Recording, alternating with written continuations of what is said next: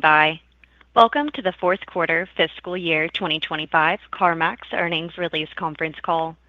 At this time, all participants are in a listen-only mode. After the speaker's presentation, there will be a question-and-answer session.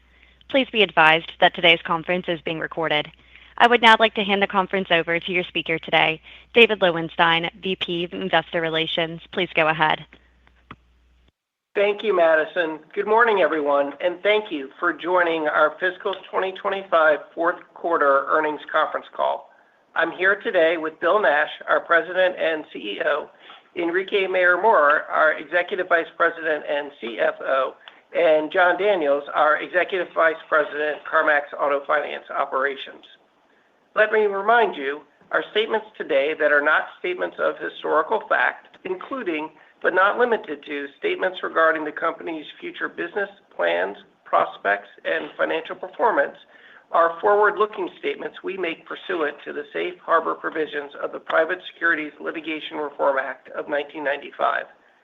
These statements are based on our current knowledge, expectations, and assumptions, and are subject to substantial risks and uncertainties that could cause actual results to differ materially from our expectations. In providing projections and other forward-looking statements, we disclaim any intent or obligation to update them. For additional information on important factors and risks that could affect these expectations, please see our Form 8-K filed with the SEC this morning, our annual report on Form 10-K for fiscal year 2024, and our quarterly reports on Form 10-Q previously filed with the SEC. Should you have any follow-up questions after the call, please feel free to contact our Investor Relations Department at 804-747-0422, extension 7865. Lastly, let me thank you in advance for asking only one question and getting back in the queue for more follow-ups. Bill? Great. Thank you, David. Good morning, everyone, and thanks for joining us. We're very pleased with the continuing momentum across our diversified business during the fourth quarter. Our results reflect solid execution and the strength of our business model. We delivered robust year-over-year EPS growth as we drove unit volume increases in sales and buys, materially increased gross profit, grew CAF income, and realized additional cost efficiencies. Our associates, stores, technology, and digital capabilities, all seamlessly tied together, enable us to provide the most customer-centric car buying and selling experience. This is a key differentiator that gives us the right to win and access to the largest total addressable market in the used car space. This also positions us to drive sales, gain market share, and deliver significant year-over-year earnings growth for years to come. In the fourth quarter, on a year-over-year basis, we grew retail and wholesale unit volume. We delivered strong retail, wholesale, and EPP GPUs and materially improved service gross profit. We bought more vehicles from both consumers and dealers, achieving an all-time record with dealers. We grew CAF's net interest margin and continued to advance our full credit spectrum underwriting model. We materially leveraged SG&A as a percent of gross profit, and we also achieved double-digit EPS growth for the third consecutive quarter. For the fourth quarter of FY25, we delivered total sales of $6 billion, up 7% compared to last year, primarily driven by higher volume. In our retail business, total unit sales increased 6.2%, and used unit comps were up 5.1%, despite having one less selling day, inclement weather, and a delayed start to this year's tax season. Average selling price was in line with last year's fourth quarter. For the full year, total retail unit sales increased 3.1%, and used unit comps were up 2.2%, with a decline in the first quarter more than offset by gains across the second, third, and fourth quarters. Our market share data indicates that our nationwide share of age 0 to 10-year-old used vehicles was 3.7% in calendar 2024, consistent with 2023. External title data shows year-over-year, while our share came under pressure during the first half of 2024, it then recovered as we achieved accelerating gains through the second half, with particular strength in age 0 to 4 vehicles, which grew for the entire year. The data indicates that our market share continued to grow year-over-year during January 2025, the latest period for which information is available. While I do not intend to provide another update until this time next year, we remain confident in our ability to achieve further market share gains and across 2025 and beyond. Fourth quarter retail gross profit per used unit was $2,322, a fourth quarter record up from last year's 2251. Wholesale unit sales were up 3.1% versus the fourth quarter last year. Average selling price was flat year over year. Fourth quarter wholesale gross profit per unit was $1,045, which is historically strong, though down from the $1,120 a year ago. We bought approximately 269,000 vehicles during the quarter, up 15% from last year. We purchased approximately 223,000 vehicles from consumers, with more than half of those buys coming through our online instant appraisal experience. With the support of our Edmunds sales team, we sourced the remaining approximately 46,000 vehicles through dealers, which is up 114% from last year. For the fourth quarter, approximately 15% of retail unit sales were online, up from 14% last year. Total revenue from online transactions was approximately 29% compared with 30% last year. All of our wholesale auctions and sales were virtual and are considered online transactions, which represented 17% of the total revenue for the quarter. Approximately 58% of retail unit sales were omni sales for this quarter, up from 55% in the prior year. As a reminder, our omni-channel sales definition incorporates customers who complete some, but not all, of the following transactional activities online: reserving the vehicle, financing the vehicle if needed, trading in or opting out of a trade-in, and creating a sales order. To better reflect the ways customers are utilizing our digital capabilities to buy a car, going forward, we are updating our definition of an omni-channel sale to also include customers who complete any of the following steps online: pre-qualifying for financing, setting appointments, and signing up for notification on cars coming soon. Based on this updated definition, approximately 67% of our retail unit sales were omni this quarter, up from 64% last year. Of note, this does not impact how we calculate online sales, since the steps to complete an online retail transaction remain the same. Across omni and online, our digital capabilities supported over 80% of our sales during the fourth quarter.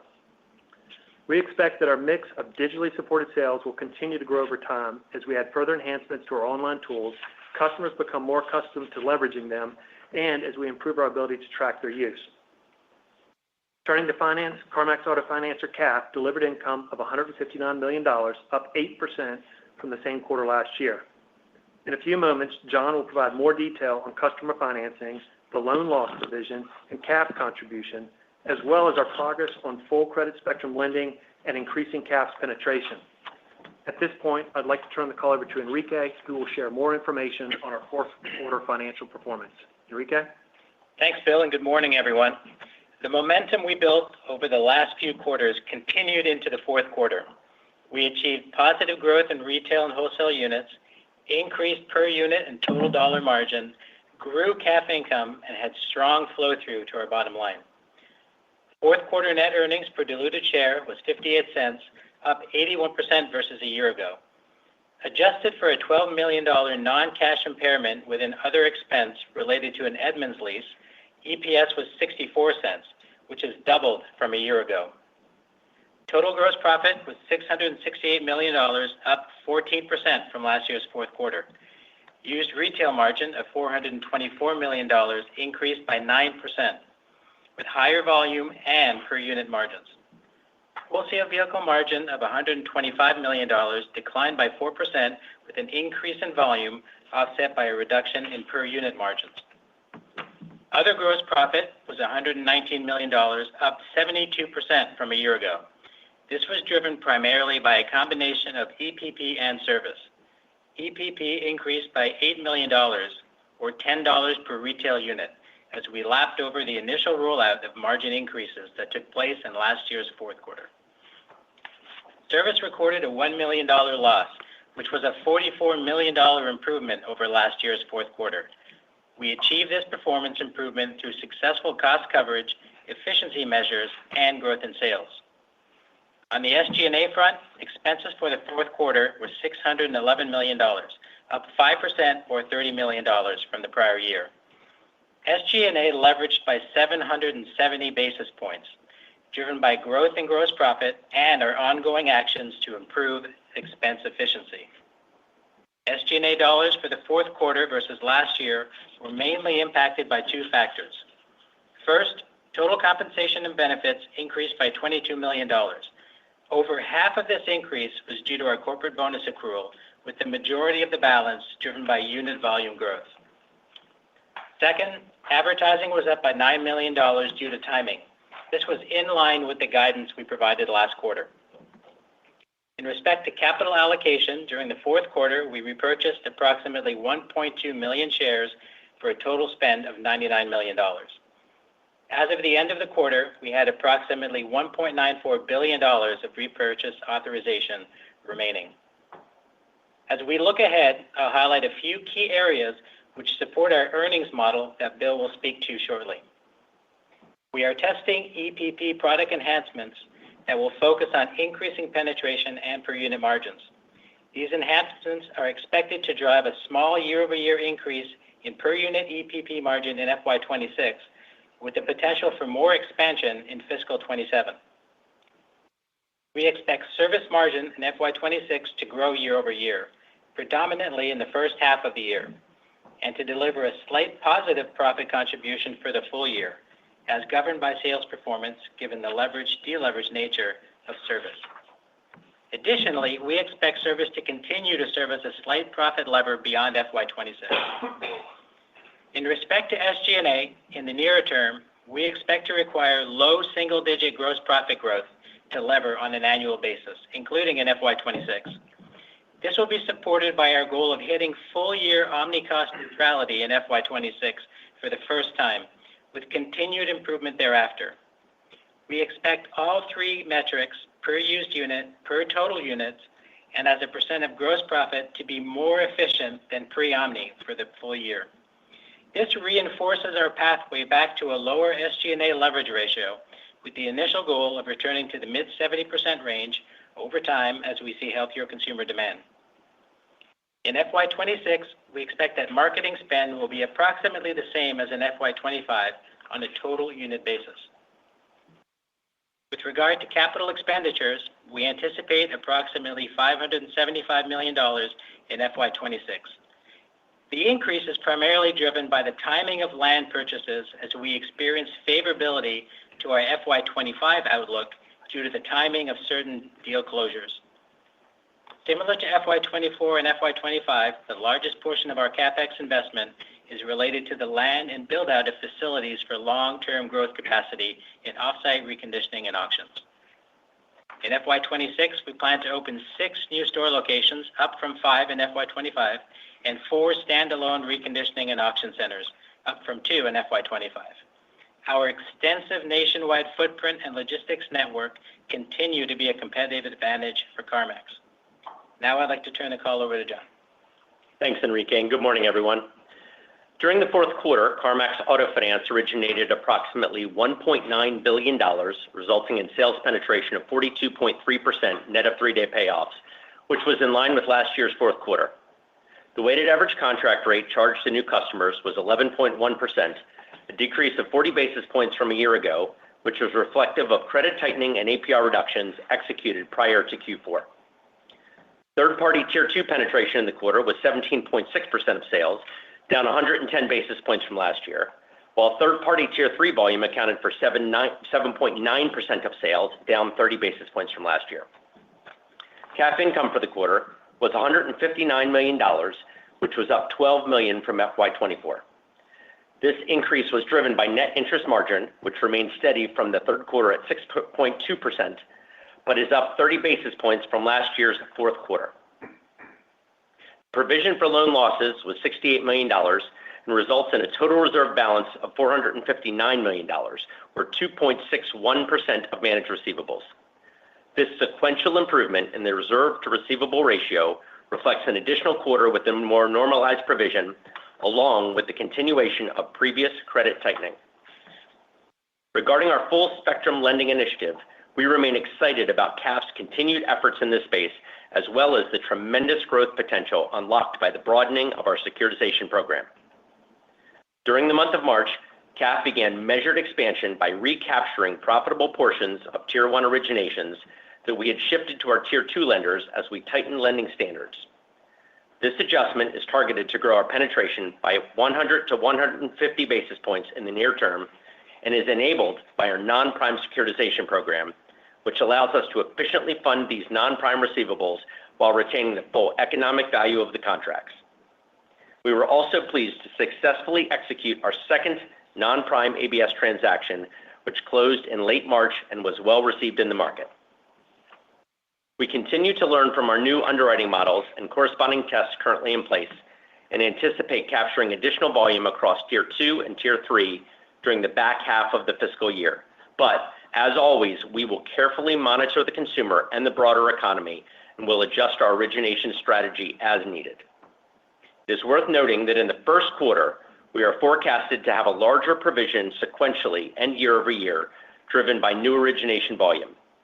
This stems from seasonally higher sales and a lower credit quality period, plus the need for additional reserve given the profitable but higher loss nature of the recaptured receivables that I mentioned a few moments ago. As a reminder, we expect this initial impact from building the loss reserve as we grow CAP penetration to be materially offset by future income over time. Now I'll turn the call back over to Bill. Thank you, John and Enrique. As I mentioned at the start of the call, I'm pleased with the momentum we are seeing across our business. The associate and customer-facing tools we launched during fiscal 25 are contributing to our results and to providing the most customer-centric car buying and selling experience. I'm proud of the steps we took during the year to further differentiate our offering and drive incremental operational efficiencies. Some examples include, for retail, we rolled out a number of new systems that enhance consumer shopping experiences, support conversion, and enable our associates to be more efficient. These include order processing in our stores, customer accounts online, AI-driven knowledge management in our CECs, and EV research and shopping tools on the Edmunds and CarMax websites. Our digital tools and enhancements have made it easier for consumers to self-progress in their shopping journey. Sky, our AI-powered virtual assistant, is now able to independently answer over half of the questions our customers ask it, reflecting more than a 20% year-over-year improvement. Additionally, the rate of fully self-progressed online sales grew by 25% across fiscal 2025. For supply, we enhanced both our consumer and dealer-facing appraisal experiences. We are now able to give digital offers to approximately 99% of the customers who come to CarMax.com for an appraisal, and we made Max Offer even easier to use. This has attracted more dealers to the offering and has driven strong record sourcing volume each quarter. For finance, we began testing new credit scoring models and corresponding strategies across the full credit spectrum, which positions us to further grow CAP income modestly in the near term and more materially over time. We also released an update to our finance-based shopping experience that seamlessly incorporates existing instant appraisal offers into our pre-qualification offering, giving customers more precise credit terms. And finally, we continue to focus on driving down cost of goods sold by pursuing incremental efficiency opportunities across our logistics network and reconditioning operations.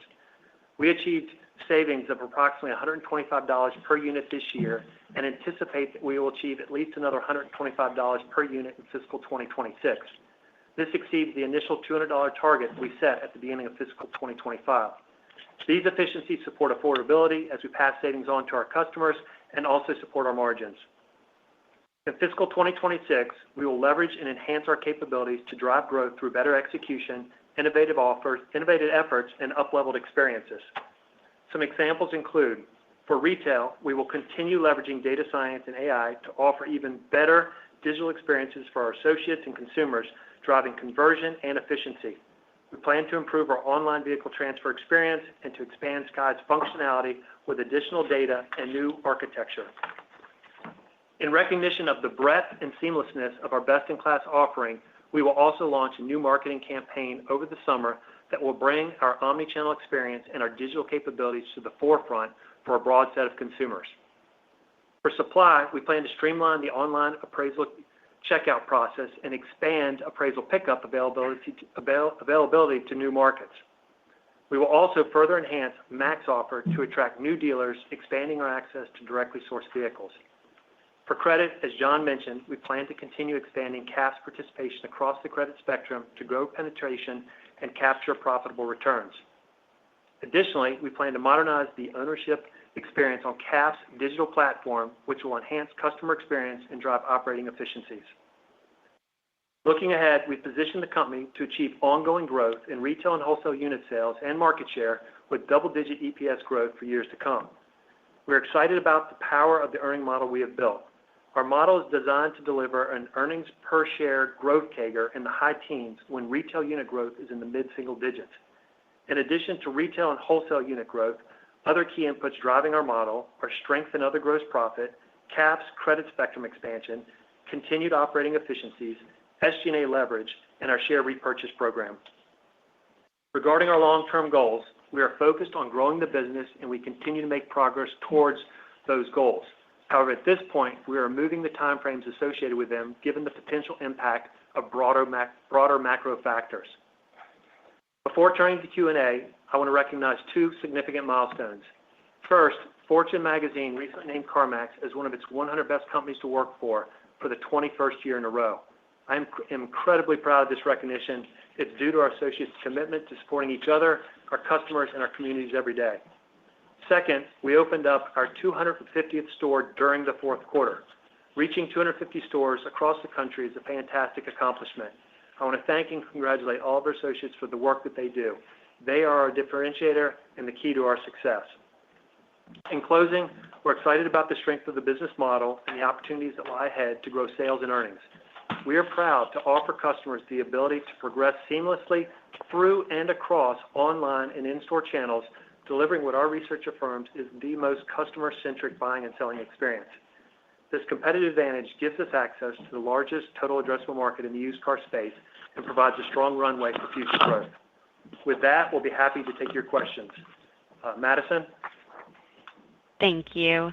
And at this time, if you would like to ask a question, please press the star and 1 on your telephone keypad. You may remove yourself from the queue at any time by pressing star 2. In the interest of time, we ask that you limit your questions to 1 at a time. Once again, that is star and 1 to ask a question. And your first question comes from the line of Sharon Zackfia with William Blair. Your line is open. You may now ask your question. Hi, good morning.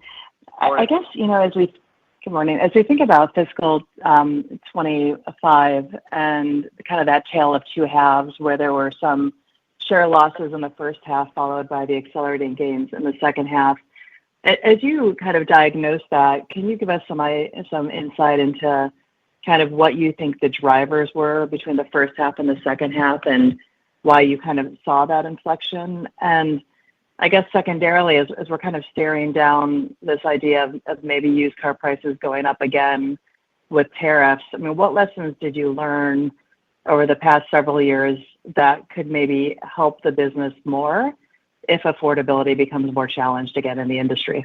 Thank you. Okay, Sharon. On the first question about kind of first half versus second half, look, the main driving factor that, and we talked about that at the beginning of the year, is we were coming off of, if you remember, last calendar year, that last quarter, there was a big price correction. Remember, it was the last and third one that we saw. And when you have those big price corrections, I think if I remember correctly, it was probably around $3,000 in a very short period of time of depreciation. That impacts us a little bit differently. So I think you had that kind of really worked into the fourth quarter that masked a lot of the things that were providing benefit for the rest of the year. If you think about the improvements, and I cited a lot of them on the call today, but I think there's just a lot of factors. We're continuing to make the experience better for the consumers and our associates. We've got better execution. You've got the benefit of efficiency gains and kind of flexibility that gives you both in your pricing and your margin, making sure that you're competitively priced. Our inventory acquisition expansion, we've continued to set new records with our Max offer. It just gives you a wider variety of inventory.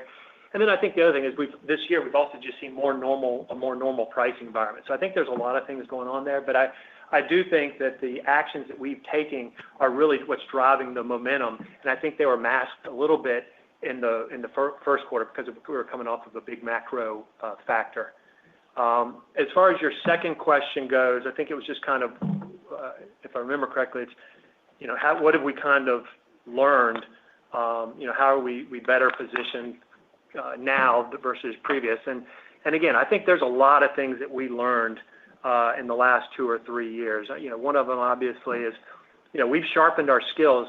When we came out of COVID, our 6 to 10-year-old cars just wasn't a big focus for us, as big a focus, and that's not really what customers were looking for. And so we had to build that muscle up. So we have more 6 to 10-year-old cars that, over time, I think other things. We've expanded the sourcing, which I just talked about. I think John spoke about the ABS bifurcation. If you remember, coming out of COVID, there's a lot of profitable loans out there, but we had to pass them on to lenders because we had one ABS that required a certain return and certain loss ratios. So, now having a second ABS, I think absolutely helps us preserve some of those sales. You like to think all of them get picked up, but some of them won't get picked up. So I think that's another one. You got the cost improvements that we've been focused on over the last couple of years.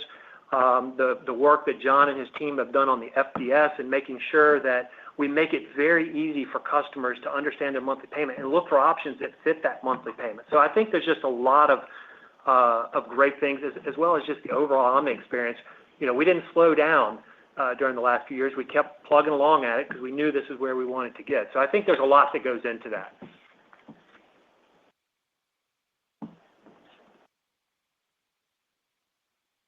Thank Madison? you. And your next question comes from the line of Seth Basham with Wedbush Securities. Your line is open. Thanks a lot, and good morning. Bill, if you wouldn't mind commenting on quarter-to-date used comp trends, that would be great. And then as you think about this macro environment and the potential for new car tariffs driving double-digit increases in new car prices, what does that mean for you guys from a share gain perspective and from a used car industry growth perspective? Thank you.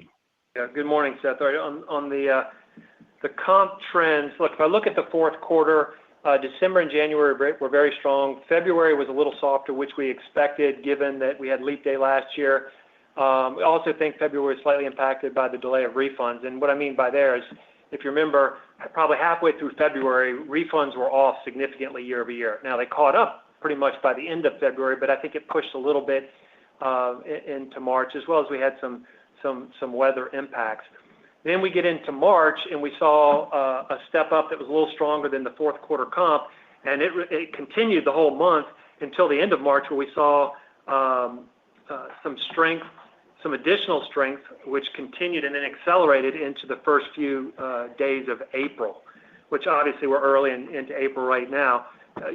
From a comp standpoint, first quarter to date, we're running high single digits.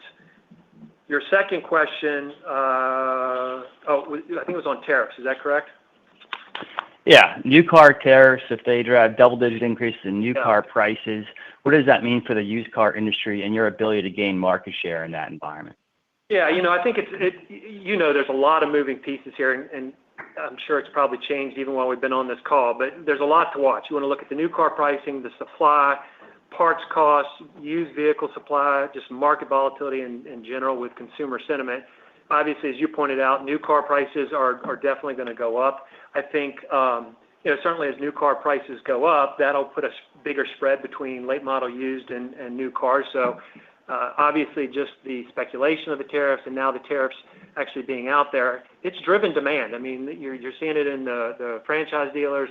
We're seeing it just based off of the step up that I just spoke to.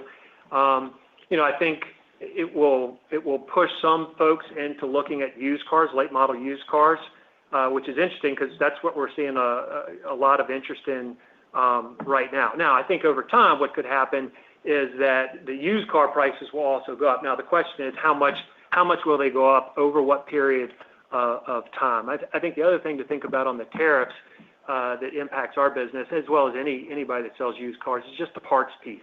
When it comes to reconditioning, the parts will be going up, and it just makes our work that much more important on the efficiencies that we're going after on cost of goods sold to offset those increases.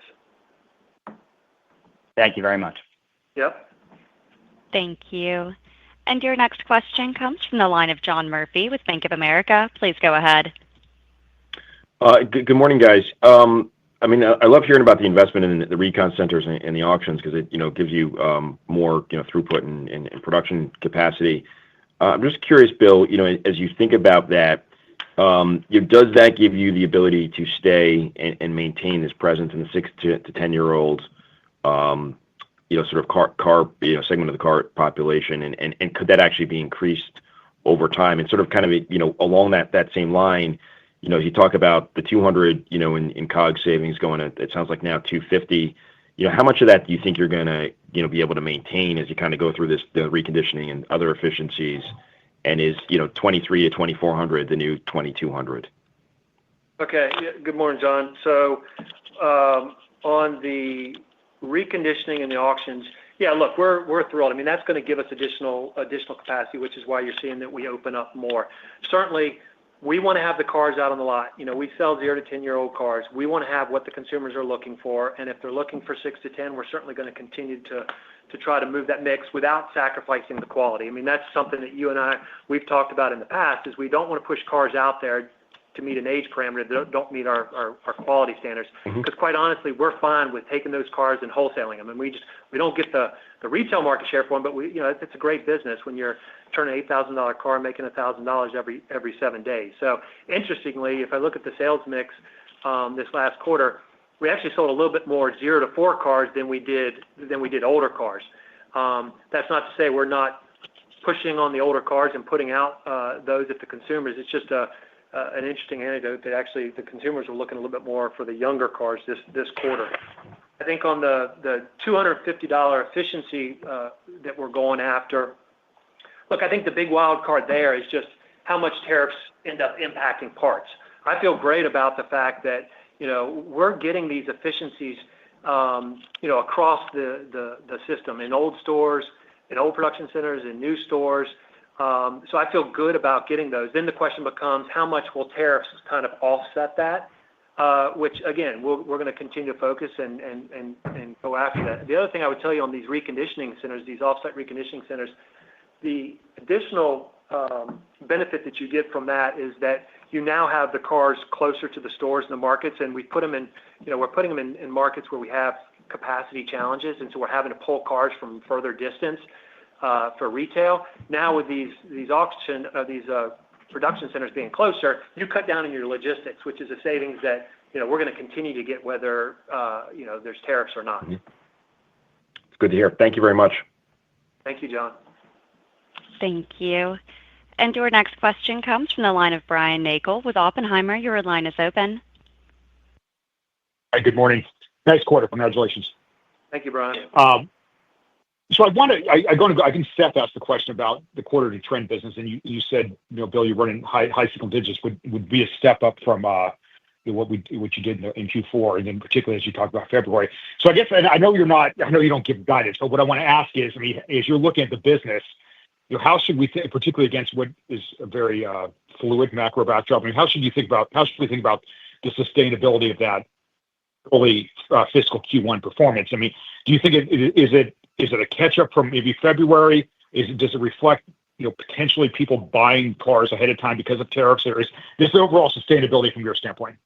Yeah, first of all, I don't think it's a catch up for February. I think we probably got a little bit of benefit there because again, you're not going to get the catch up on the leap day miss. What you will get a little catch up on is the tax refunds, a little bit of weather, but that's very small in the scheme of things. So I wouldn't look at it as nearly like a catch up.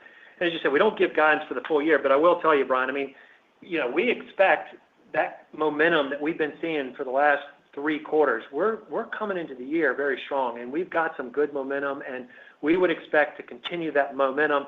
Obviously, you alluded to it. I mean, there's a lot that's going on in the macro right now, and it's changing. It's a very fluid situation. We're constantly monitoring it.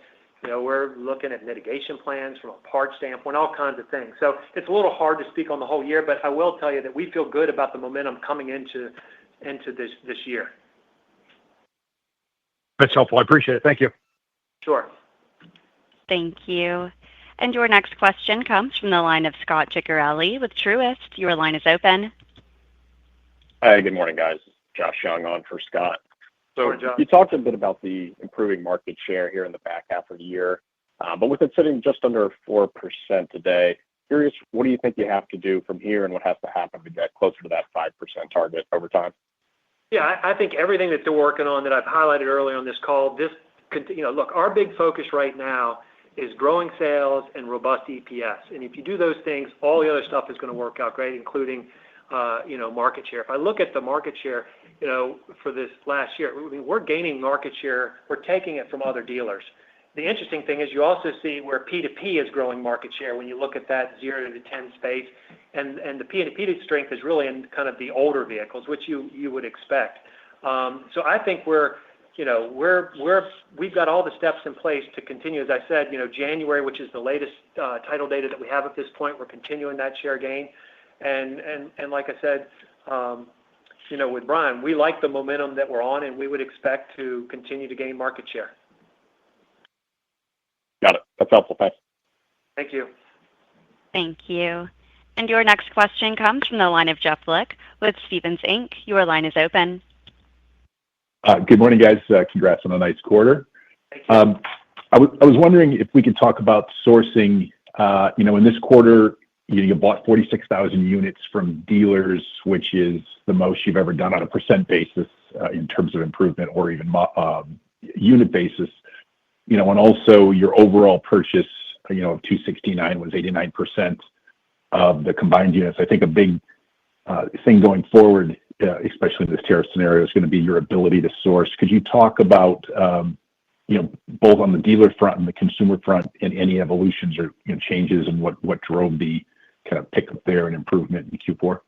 Yeah, it's a great question, and you're right. I think sourcing is critical. We're very pleased with the Max Offer product. I think it's a solution that works well for dealers, obviously, with the expansion. When I think about the performance there over the last year, it's being driven by, first and foremost, just dealer expansion.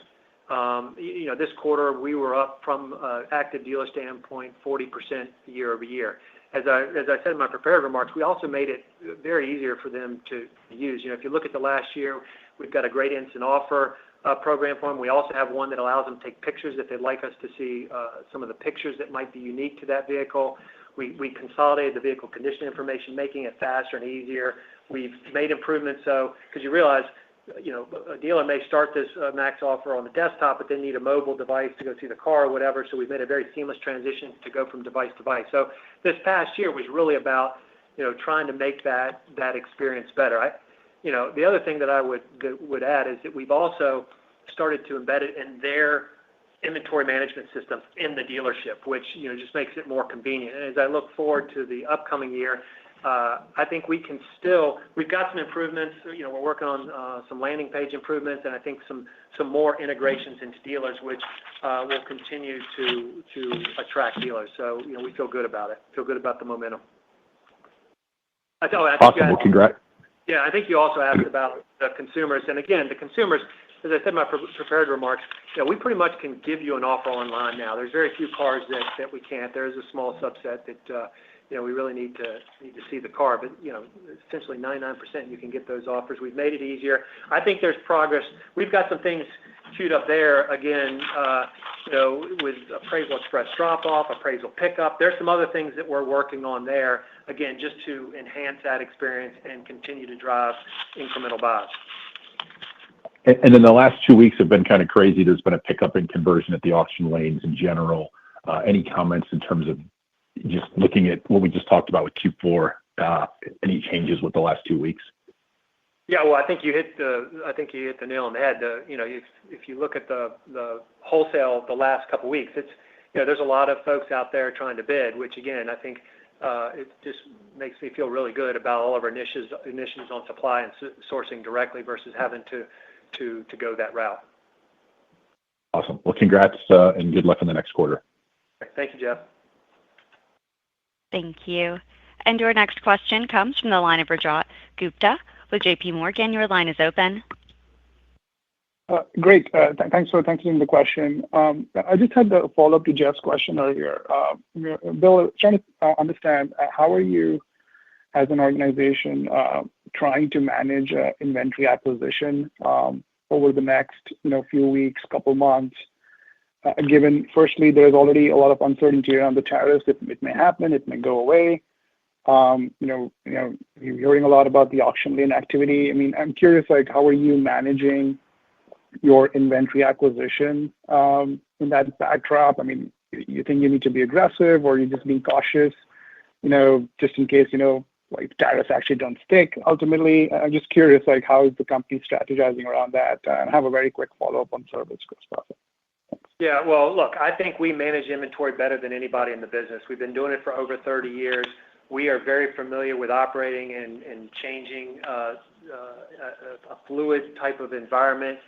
Keep in mind, we have the benefit of professional buyers who are on the ground. They're seeing things coupled with data that we're getting, coupled with our own auctions. I feel really good about where we are, both from an inventory on the ground and our inventory going forward. And I have no doubt that the team will continue to execute it at a very high level. And then you said you had a question on service as well? Yes. Curious what drove the significant, typically seasonally, we see like a big drop in like service gross profit. Curious what drove the improvement. Was it just better productivity, just maybe some like cost takeout, just trying to understand, the cadence there. I think Enrique talked about like flattish gross profit, or a little more than flattish for the full year. So does it mean that, this is going to be less seasonal from here on just that cadence? Just curious if you could add any more color on the service gross profit. Thanks. I'll start maybe with your second point. So the seasonality will still be in place. So from quarter to quarter, there's definitely still seasonal aspects to it, which is why we expect the first quarter of the year, as I had in my prepared remarks, to probably the strongest in the year because volume is higher. We'll also be comping over some cost coverage metrics we did last year. But I tell you, in terms of why it's getting better, there's really three things that are driving the improvement that we've seen over the past 2 years now. We've consistently improved our performance and service. Number one is efficiency opportunities that we've driven. We've made investments in technologies like RFID trackers, investments in technologies we can have better reporting in the stores to manage our costs. That's number one. Number two is we have taken cost coverage as well. So to match cost inflation that we've seen, we've had an ability to increase our fees there. And part of that is also driven by what Bill has talked about, the efficiency improvements in COGS and logistics gives us an ability to take some fees there without increasing the price of our cars. And then lastly, certainly sales being positive helps because service does have a large component of fixed cost. Certainly when you think of all the technicians that we're trying to retain, there is an aspect of fixed cost, especially in the shorter term.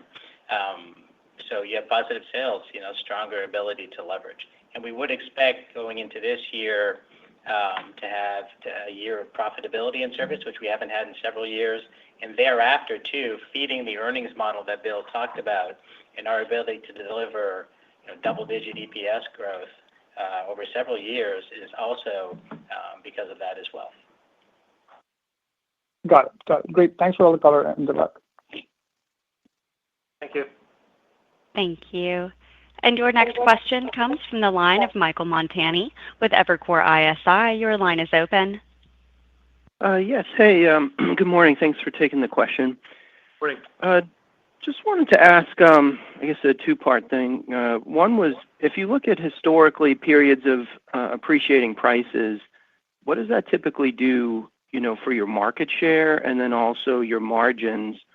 How would you typically respond there? Because historically, you've called out it can be challenging if we have abnormal depreciation. So if you get appreciation in price, does that help you from a share and margin perspective? And the follow-up question was, you guys had mentioned an EPS outlook that includes, if mid-single-digit unit growth is there, you could have high-teen EPS growth. So I'm wondering if there's anything we need to keep in mind as it relates to that for this current year, and then also, anything we should know about from a timing perspective as we think through quarterly cadence. Okay.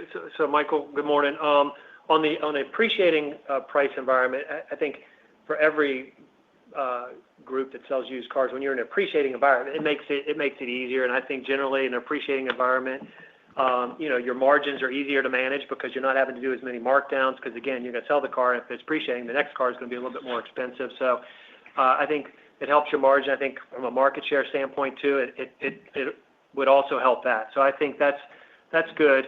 And then your second question was on the model. Yeah. So from a model, we've spent the past several years, as we all know, investing in our omni-channel model, investing in capabilities, investing in efficiencies.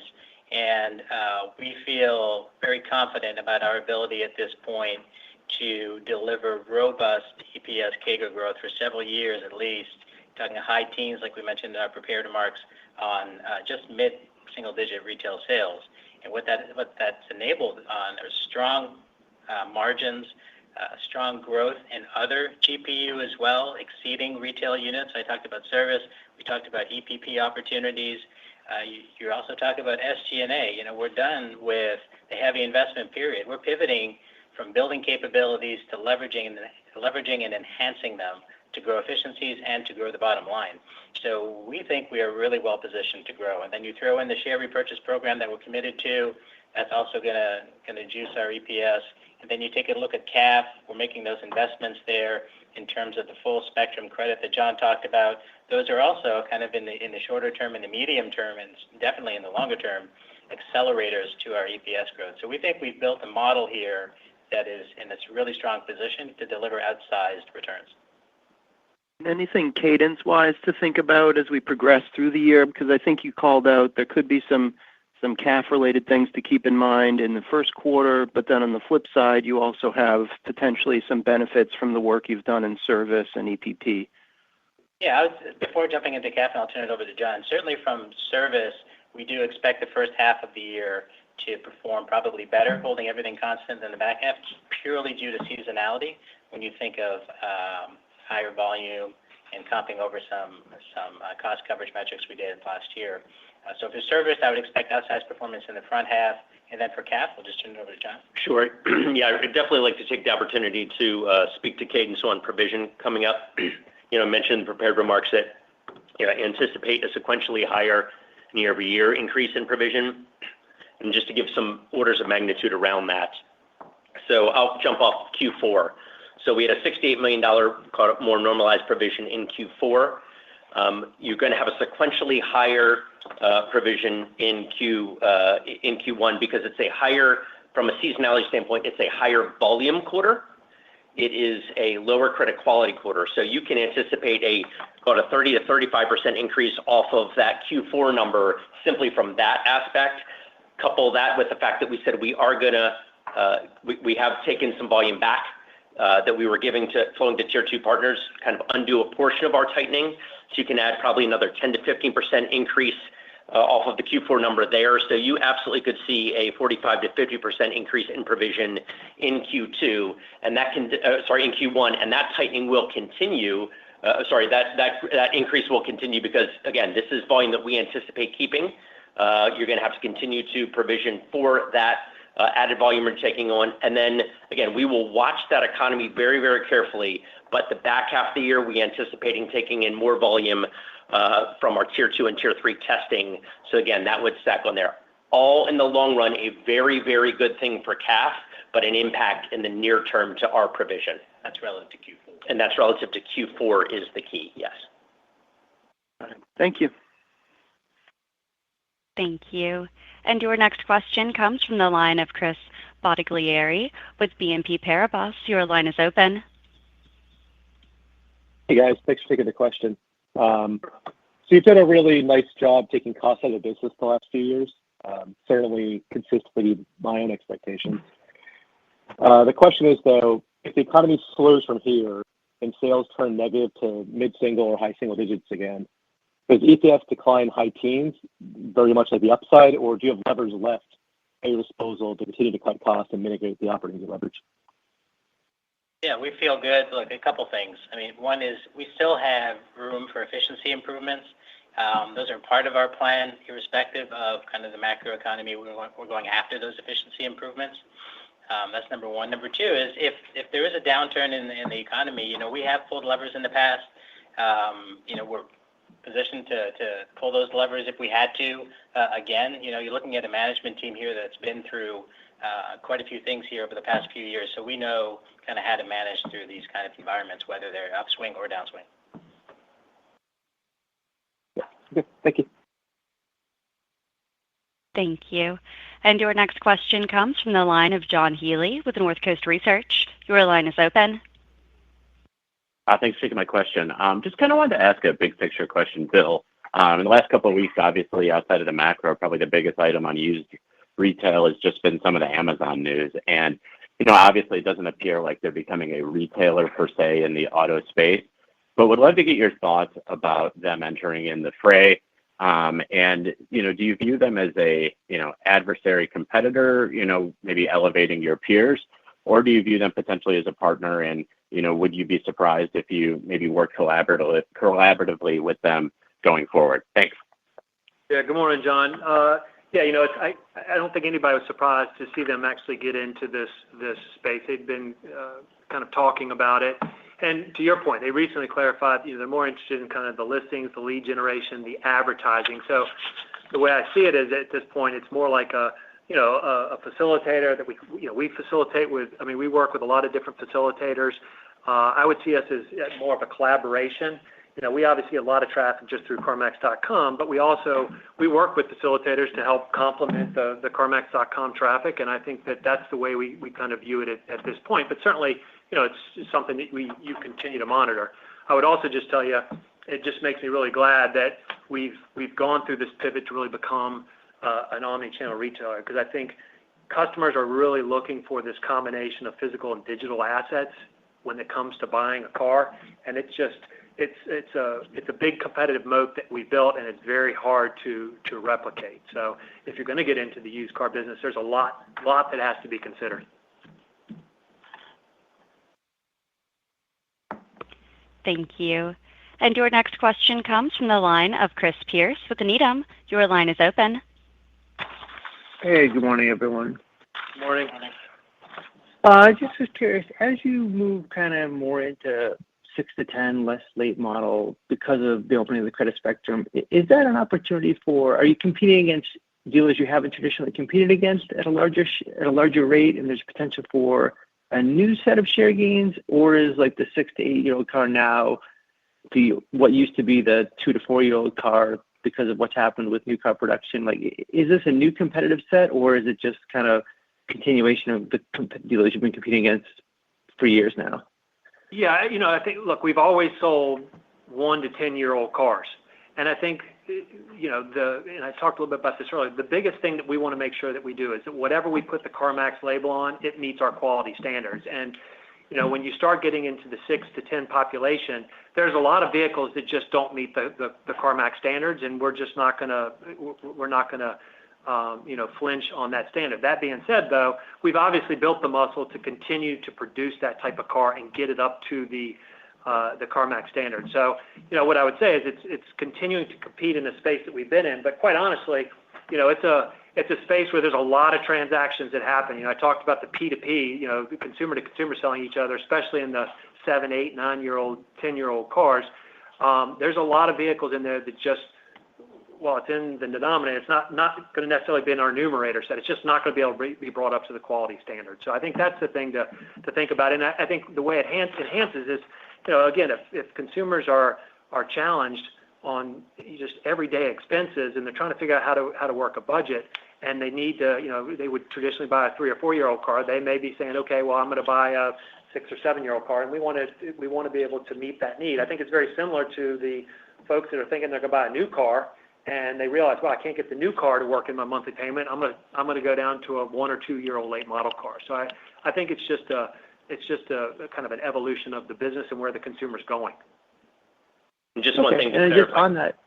Yeah, actually, I know what you're going to say. Yeah, just one thing I want to clarify, Chris. You made the comments, as you go full spectrum and go 6 to 10, I think they're relatively disconnected. The fact that CAF is going full spectrum, all we're doing is likely taking some volume from our tier 2 and tier 3 partners. We will drive some incremental sales, but our tier 2, tier 3, even our tier 1 players love 6 to 10-year-old cars. So, I'd separate the inventory needs that we have from where CAF is playing in the credit spectrum. As well as they love 0 to 4. I mean, absolutely. It goes back and forth. Absolutely. I'm glad you made that point, John. Okay, and then just to follow up on that, though, can it be thought of as a GPU tailwind as you move into these? I don't want to say move into these older cars, but maybe as you sell it. Yeah.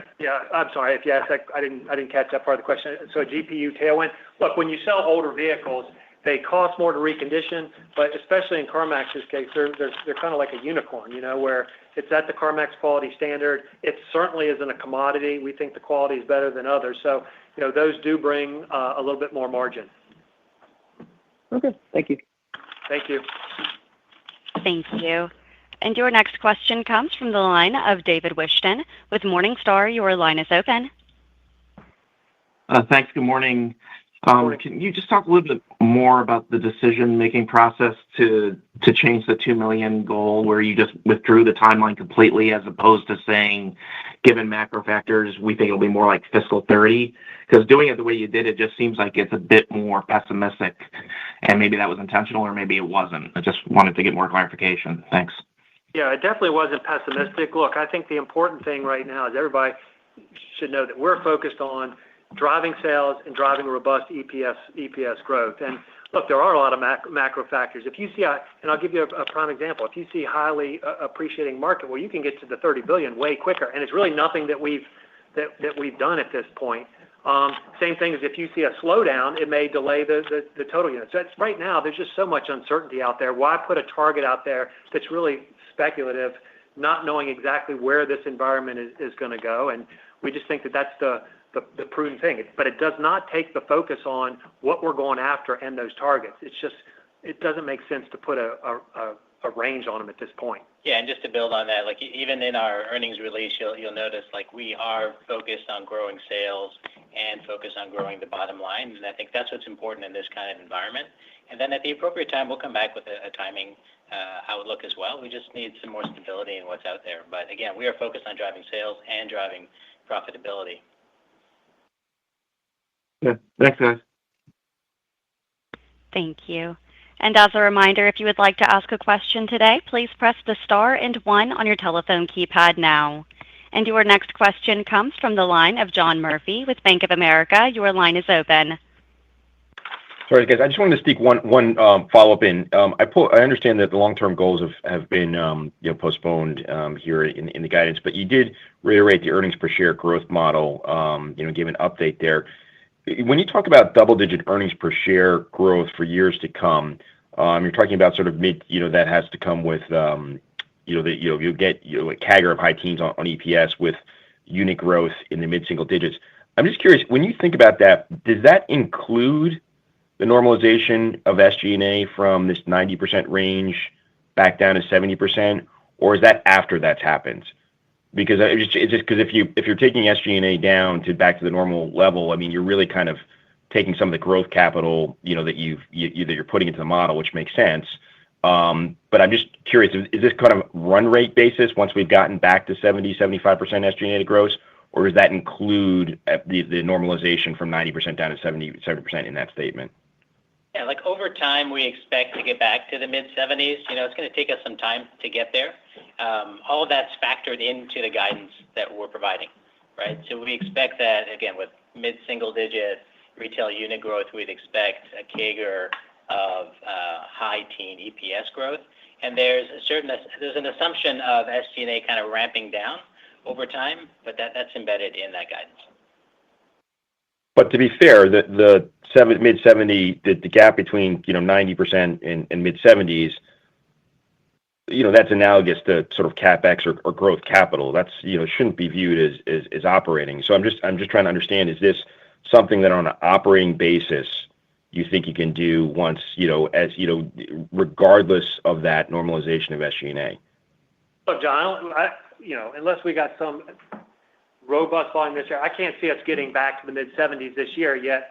We stand by what the model. We feel really good about the momentum and think that we can provide great, robust EPS growth, even in the range that we're at right now. So again, the timing of getting back to the mid-70s is embedded in that guidance.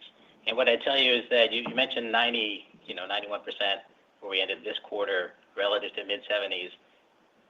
Q4 is the high point of SG&A as a percent of gross profit. For the year, we were in the low 80s, right? And so just as a point of clarification.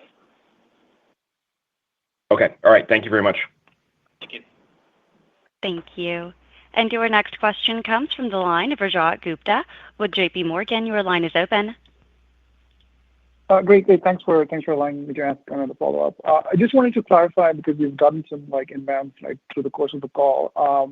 Just on the comments around CAF and provisioning, understand the mechanics around the first quarter step up clearly. Just curious, was the suggestion from John that that level of provisioning will continue through the remainder of the year or into 2Q, 3Q, or it was just the fact that you're increasing the subprime mix or the tier 2 mix, that will continue? Just wanted to make sure we're tying those two comments appropriately. Thanks. Yeah, happy to clarify that, Rajat. Appreciate the question. So yeah, I think if you couple the two things, the larger one really in Q1 is certainly the step up in volume and the lower credit quality nature of Q1. So that is going to be the real big driver of the significant growth in the Q1 provision, again, as compared to the Q4 provision referring to. And then, yes, you tack onto there the fact that we are going to capture 100 to 150 basis points back at obviously a highly profitable, but at a higher loss reserve requirement, so a higher provisioning there. Now, that 100, 150 basis points, we anticipate keeping through subsequent quarters. And then again, on the back half, we look to tack on more as we continue our testing in the tier 2 and tier 3 space. So that will add further, again, different seasonality in different quarters. But I just want you to keep in mind that, that added penetration, added volume from CAF going deeper has to be factored into your provisioning going forward. Again, long run, it's a win, but I want you to keep that in mind. And then, of course, always the overarching comment of we will watch the macroeconomic situation and decide what we do, but I want to make sure you keep the added penetration in mind in subsequent quarters. The other thing I would just add to that, Rajat, because you said something about subprime mix. I mean, what John's talking about here in the near term is taking back stuff that we were originating earlier. I just want to be clear, it's not going into subprime. It's basically pulling stuff back in that we had passed off to our tier 2 partners. Now, later in the year, when we decide to go deeper into tier 2 and tier 3, then you could see a little bit of that. So I just wanted to make that distinction. Understood. Thanks so much for clarifying that. Thanks again, and good luck. Thank you. Thank you. Thank you. And your next question comes from the line of Michael Montani with Evercore ISI. Your line is open. Yes, hi. Thanks for letting me sneak another one in. Was just hoping, could you clarify a little bit more what the Edmunds lease impairment charge was for? And then secondly, when could we think about, the added penetration turning into a win? I guess more specifically, can you grow CAF profits if provisioning have to step up that much for this year? Yeah, I'll take the first one. So we have a couple floors in the Edmunds Santa Monica headquarters that we've been actively trying to sublease really since we acquired them. But it's been a hard market in LA, as you can imagine. So more recently, an elementary school was impacted by the LA fires, unfortunately, and they were in need of space. So we ended up subleasing one of the floors to them. So we were able to find the subleaser while helping the community. So it really was a win-win situation, and that kind of is what drove the impairment there. Yeah, and Michael, to your second question, do we see, given the provision, growth in CAF income? Short answer is absolutely yes. We see growth in FY26 for CAF income on top of the provision that comes from strong net interest margins, obviously mentioning our expenses and all of that. But yeah, we absolutely see growth within the year and then obviously strong growth beyond that as the provision is trumped by the overall income we're going to gain. Understood. Thanks for the clarity. Thank you. We do not have any further questions at this time. I'll hand the call back to Bill for any closing remarks. Well, great. Well, thank you all for joining the call today and for your questions and support. Again, I want to just congratulate all of our associates for how they've built and enhanced our great culture, for everything they do to take care of each other, our customers, and our communities. And we'll talk again next quarter. Thank you. Thank you. Ladies and gentlemen, that concludes the fourth quarter fiscal year 2025 CarMax earnings release conference call. You may now disconnect.